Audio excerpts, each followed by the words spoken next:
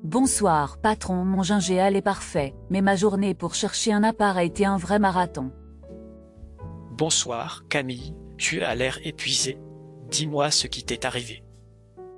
J'ai visité 3 studios, et à chaque fois le loyer était plus haut que mon salaire, et l'agence me regardait comme si c'était normal. Tu as l'impression que tout le monde trouve cela normal, sauf toi, alors que tu sens bien que quelque chose ne va pas. Exactement, je me demande si le problème vient de moi, de la ville, du marché ou d'une sorte de grande mécanique que je ne vois pas. Ce que tu ressens a un nom, beaucoup de gens le ressentent aussi, on appelle cela une crise du logement. Je vois cette expression partout, mais je ne comprends pas vraiment ce que cela veut dire de façon simple. On peut l'expliquer comme ceci. Dans beaucoup de grandes villes, il y a trop de personnes qui cherchent un logement et pas assez de logements abordables pour elles. Quand tu dis abordable, tu veux dire que le loyer ne doit pas manger tout le salaire chaque mois?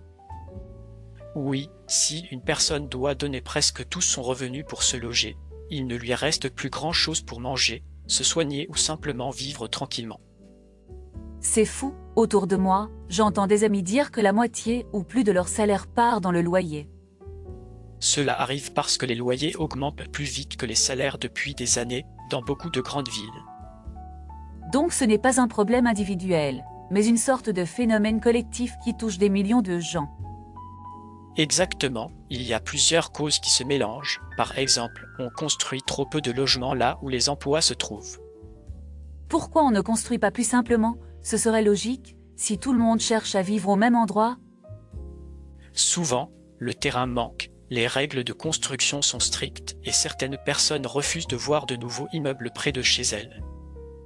Tu veux dire que des voisins peuvent bloquer des projets parce qu'ils ne veulent pas de nouveaux habitants?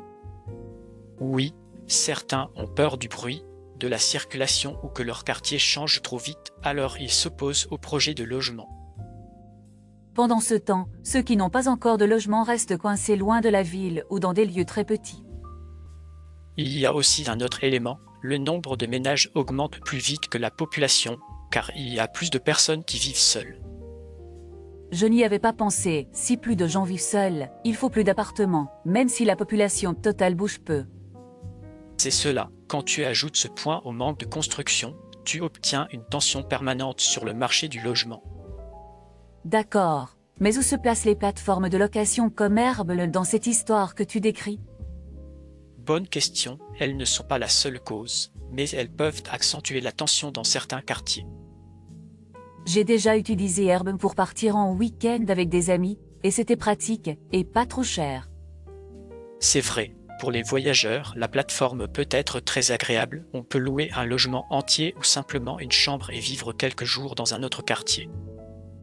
Au début, je voyais cela comme une sorte d'échange sympa, quelqu'un partage son logement et gagne un peu d'argent. Ce modèle existe encore, mais avec le temps, certains ont commencé à acheter des logements uniquement pour les mettre sur ces plateformes. Donc au lieu d'une personne, qui loue parfois sa chambre, on a des propriétaires qui gèrent plusieurs appartements comme un petit hôtel. Oui, et ces appartements ne sont plus disponibles pour des gens qui cherchent un logement à l'année, ils sortent du marché classique. Si beaucoup de logements quittent le marché classique dans un même quartier, j'imagine que les loyers restants montent encore plus. C'est ce qui se passe dans certains lieux très touristiques, le nombre d'annonces de location de courte durée est lié à une hausse des loyers et des prix. Et ceux qui vivaient là depuis longtemps se retrouvent poussés dehors, car ils ne peuvent plus suivre les prix. Certains doivent déménager loin de leur travail, d'autres acceptent des logements plus petits ou plus anciens, cela crée un sentiment d'injustice. Pourtant, je connais aussi des personnes qui louent une chambre sur ces plateformes pour compléter un petit salaire et réussir à payer leurs factures. Tu touches un point important, il y a une grande différence entre une personne qui loue une chambre chez elle quelques semaines et un investisseur qui possède de nombreux appartements. Dans la conversation publique, j'ai l'impression que tout est mélangé et qu'on accuse parfois les petits hôtes comme s'ils étaient de grandes sociétés. C'est pour cela qu'il faut rester nuancé, les plateformes donnent des outils et les gens les utilisent de façon très différente. Mais alors, qui porte vraiment la responsabilité de cette crise? Je n'arrive pas à savoir vers qui regarder. Il n'y a pas une seule personne coupable, la crise vient d'un ensemble de décisions et de tendances prises pendant de longues années. Quand tu dis tendance, tu penses à quoi exactement? J'ai besoin d'images claires. Par exemple, pendant longtemps, les taux d'intérêt pour emprunter de l'argent ont été assez bas et l'immobilier est devenu un placement très apprécié. Donc, au lieu de mettre leur argent dans un compte ou dans une entreprise, des gens l'ont mis dans un appartement. Oui, certains acheteurs sont des particuliers qui veulent assurer leur retraite, d'autres sont des sociétés qui gèrent des milliers de logements. Quand beaucoup d'argent cherche un endroit où se placer, j'imagine que les prix montent vite. C'est ce qui s'est passé dans de nombreuses métropoles, le logement est devenu à la fois un besoin de base et un produit financier. Ce mélange me trouble. Comment quelque chose d'aussi vital peut être traité comme un simple produit à rentabiliser?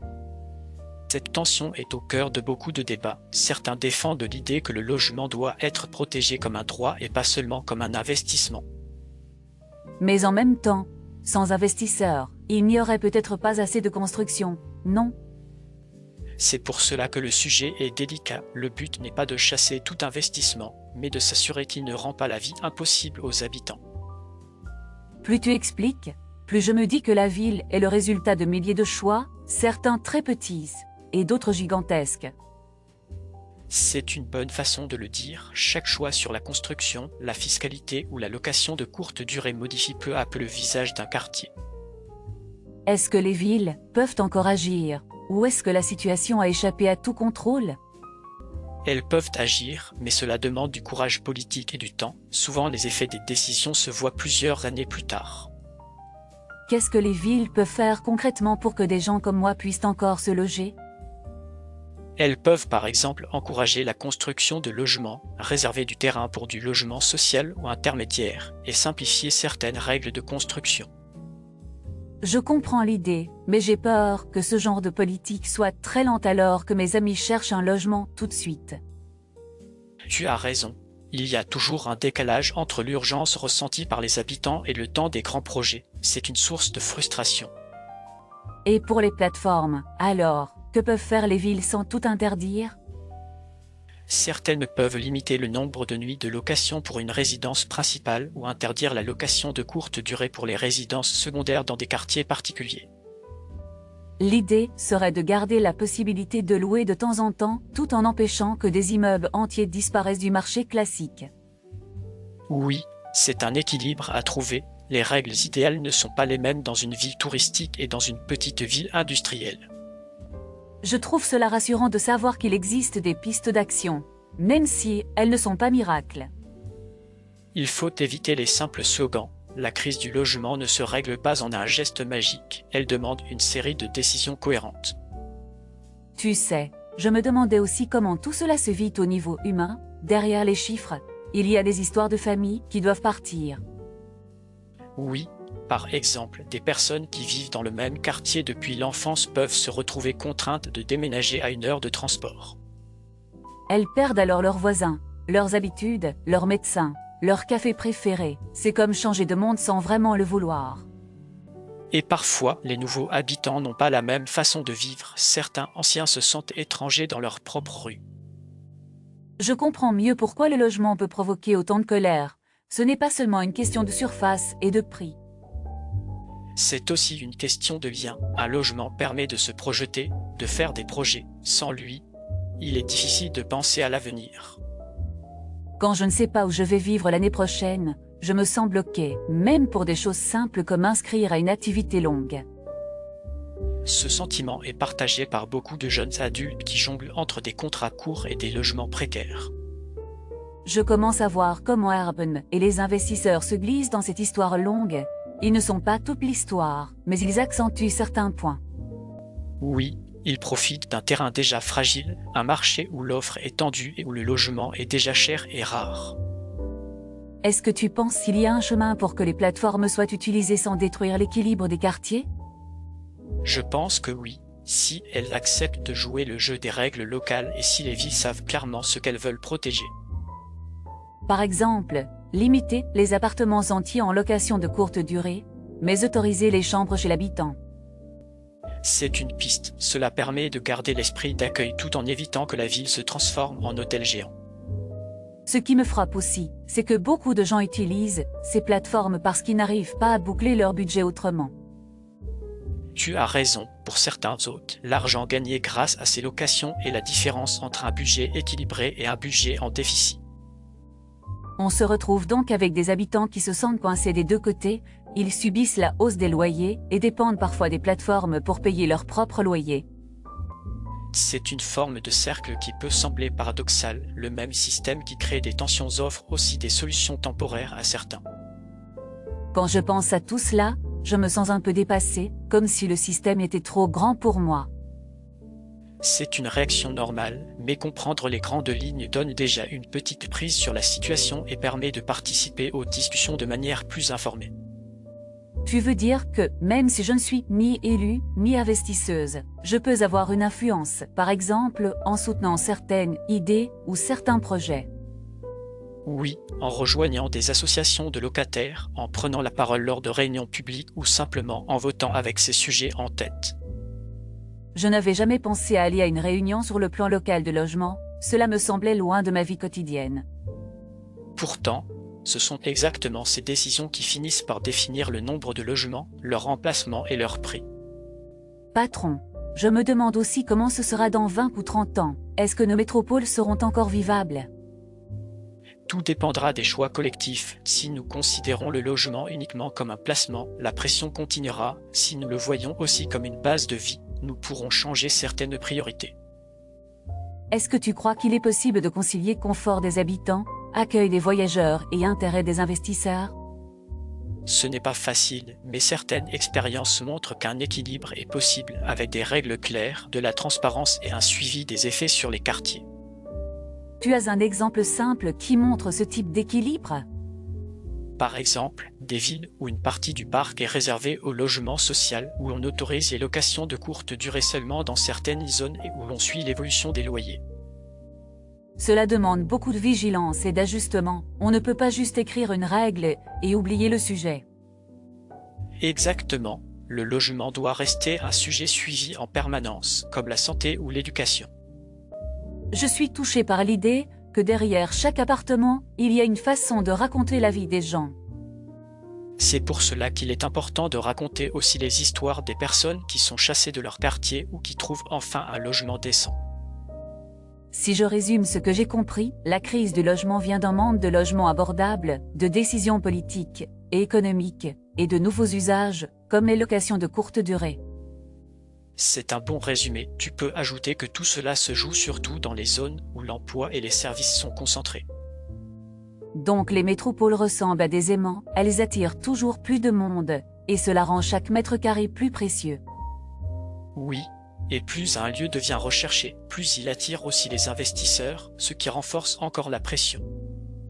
Je me demande ce que ressent quelqu'un qui voit son immeuble rempli, petit à petit, de logements de passage. Il peut se sentir comme un étranger chez lui, il ne connaît plus ses voisins, les valises roulantes se succèdent et les commerces changent de nature. Je pense aux personnes âgées qui ont besoin de repères stables. Pour elles, ce rythme doit être très difficile. C'est pour cela que certaines villes cherchent à protéger un minimum de stabilité résidentielle dans certains quartiers. En t'écoutant, j'ai l'impression que la question centrale est de savoir quel type de ville nous voulons, une ville habitée ou une ville de passage. C'est une manière claire de poser le choix. Une ville ne peut pas être uniquement une destination, elle doit aussi être un lieu où l'on vit longtemps. Est-ce que tu penses qu'on pourrait imaginer de nouvelles formes de logements partagés qui réduisent un peu la pression ? Oui, comme des colocations bien organisées, des résidences partagées avec des espaces communs ou des coopératives d'habitants où les résidents gèrent ensemble leur immeuble. Cela demande de la confiance entre les gens, mais peut-être que la crise du logement peut aussi pousser à plus de solidarité. Souvent, les crises mettent en lumière des formes d'entraide qui existaient déjà mais que l'on ne voyait pas assez. Je me rends compte aussi que j'avais parfois tendance à juger ceux qui louent sur des plateformes sans connaître leur situation. Comprendre les contraintes des autres aide à éviter les jugements rapides. Cela vaut pour les autres comme pour les locataires. En même temps, je ne veux pas fermer les yeux sur les effets négatifs, sinon rien ne change. Tu peux garder les deux idées, voir les difficultés de chacun et rester exigeante sur la protection des habitants. Tout ce que tu m'as expliqué fait que, la prochaine fois que je verrai une annonce de logement, j'aurai beaucoup plus de questions derrière la tête. C'est un bon signe, cela veut dire que tu ne vois plus le logement comme un simple objet, mais comme un morceau d'organisation sociale.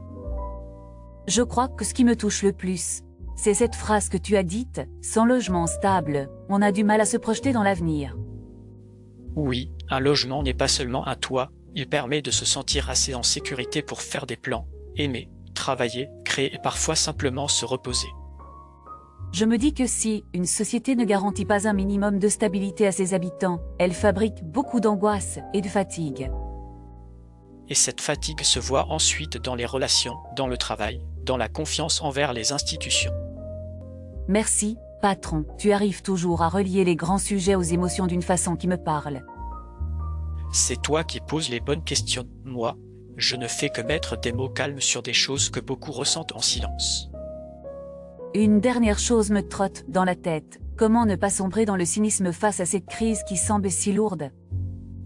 En gardant 3 choses en tête, comprendre les mécanismes, se rappeler que d'autres se posent les mêmes questions et choisir quelques actions à notre portée. Comprendre, se relier aux autres et agir à notre échelle, cela sonne comme un petit plan de survie. Un plan modeste mais réaliste, et parfois ce sont les plans réalistes qui tiennent le plus longtemps. Je vais rentrer chez moi, avec le cerveau qui bouillonne, mais un peu moins seul avec mes questions. C'est tout ce que je souhaite à ceux qui passent par ce comptoir, repartir avec les mêmes problèmes, mais avec plus de clarté pour les regarder. Merci pour le gingembre, pour les explications, et pour la patience. Tu as réussi à rendre cette crise du logement un peu moins opaque. Merci à toi, Camille, ton regard curieux fait du bien à ce salon. Passe une bonne nuit et prends soin de toi sur le chemin du retour. Bonne nuit, patron, à la prochaine fois pour un autre grand mystère de la vie en ville. Je serai là les soirs où les questions sont plus nombreuses que les réponses. Bonne soirée, Camille. Bon, alors, il est tard, je devrais vraiment rentrer chez moi, mais je viens de réaliser que j'ai oublié mon portefeuille à la maison. Je regarde mon verre de gingembre et je me demande comment je vais faire pour le payer sans ce fameux portefeuille. Bon, je vais tenter quelque chose. Excusez-moi, mais comme j'ai oublié mon portefeuille, je me demandais si vous accepteriez de m'offrir ce gingembre. Je sais que vous êtes là depuis un moment au comptoir. J'ai bien remarqué que vous écoutiez notre conversation du coin de l'oreille. Si ce que patron et moi avons raconté vous a été un peu utile, je vous demanderai volontiers un petit coup de main. Merci beaucoup, je vais considérer que vous avez accepté avec un grand sourire, et je vous en suis vraiment reconnaissante.